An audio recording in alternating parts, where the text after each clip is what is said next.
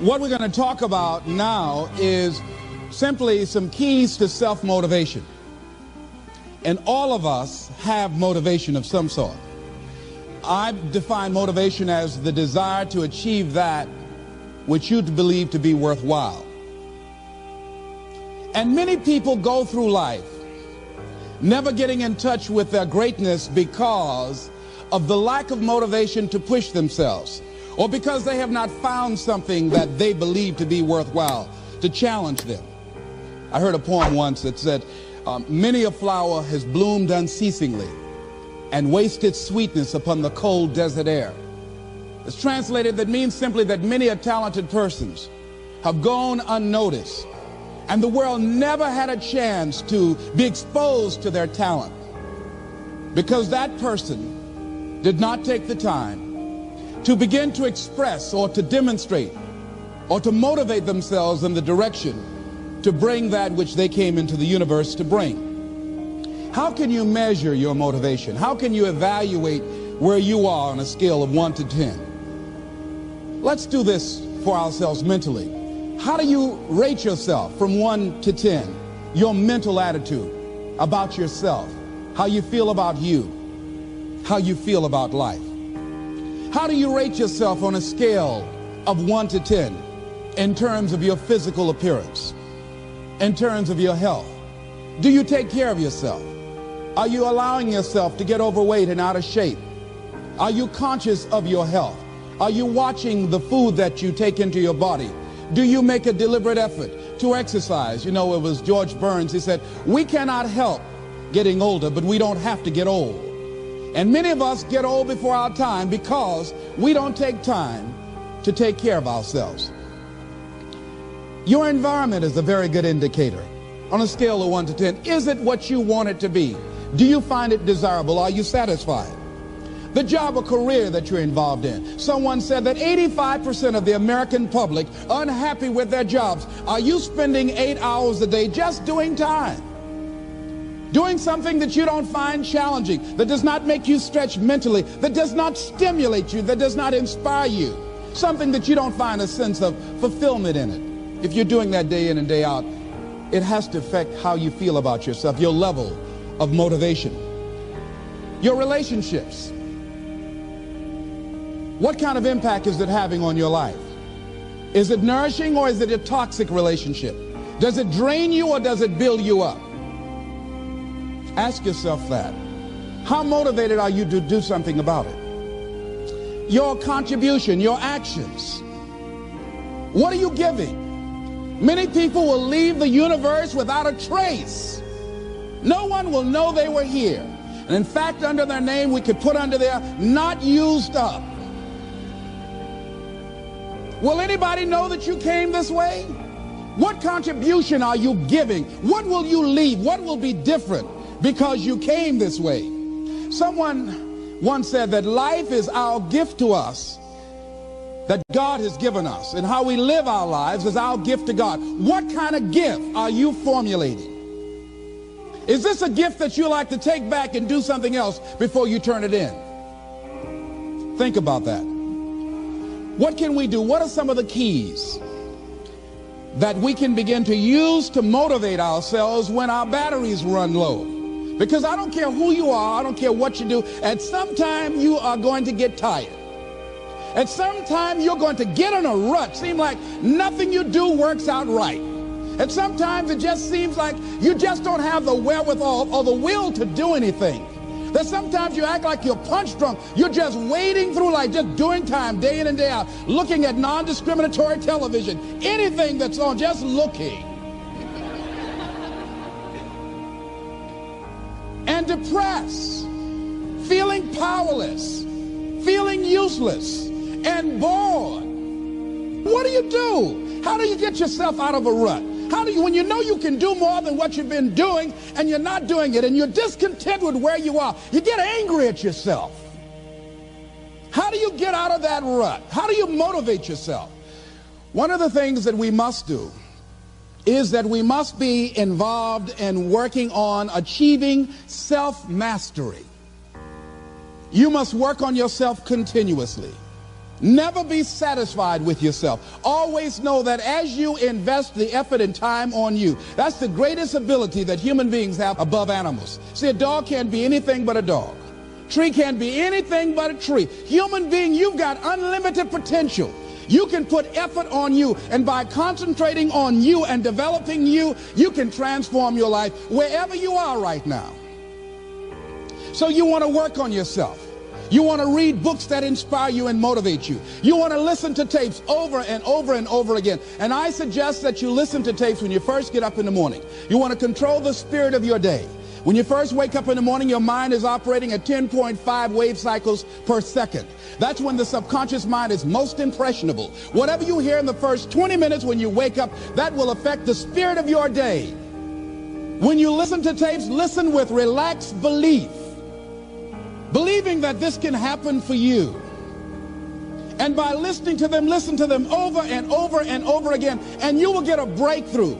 You can listen to the same tape for months, and all of a sudden you hear something you never heard before. It have a special meaning for you. Or read the same book over again, and you find some special insight. You said, I can't believe I didn't see that the first time.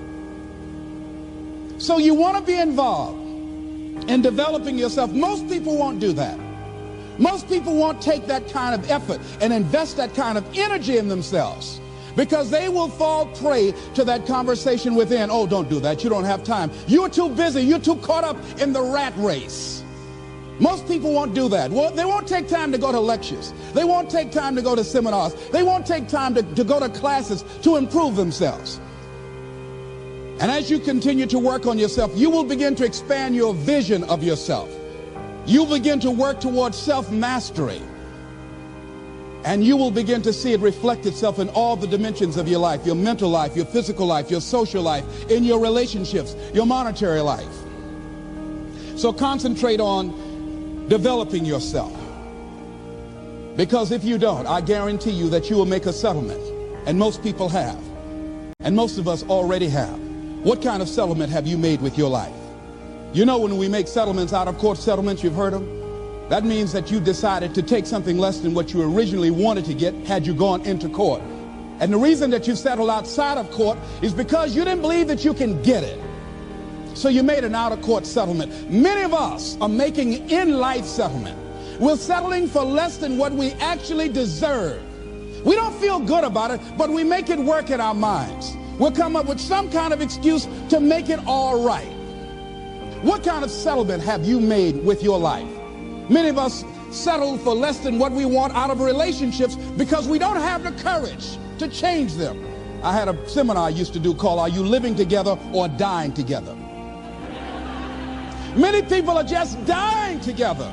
Gladys Knight used to have a song that says, neither one of us want to be the first to say goodbye.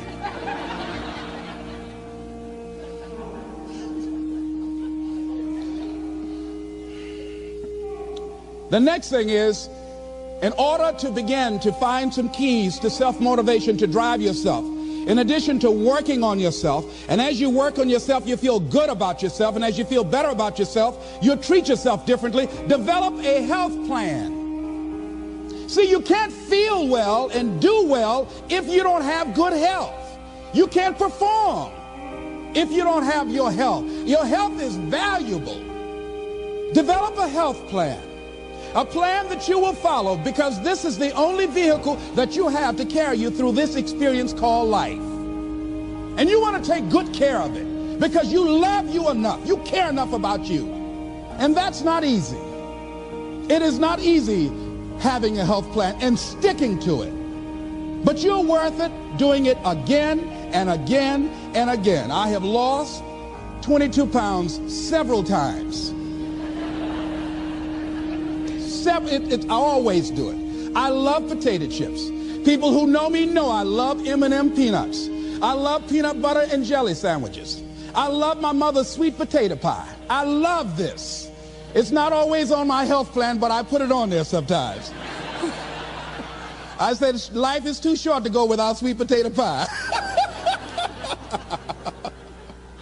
If I go tonight, I want you to slip a slice of sweet potato pie in my casket. And watch the smile on my face. Next thing is, as you take care of yourself, the next key is keys to motivation, to self-motivation. You want to live life with energy and passion. You want to make a conscious effort to be lively. See, in life, you either saying hello or goodbye. You either on the way or in the way. Leave dead people alone. Some folks just walking around looking sad. How you doing, honey? Stay away from these people. Just go away from them. It affects you.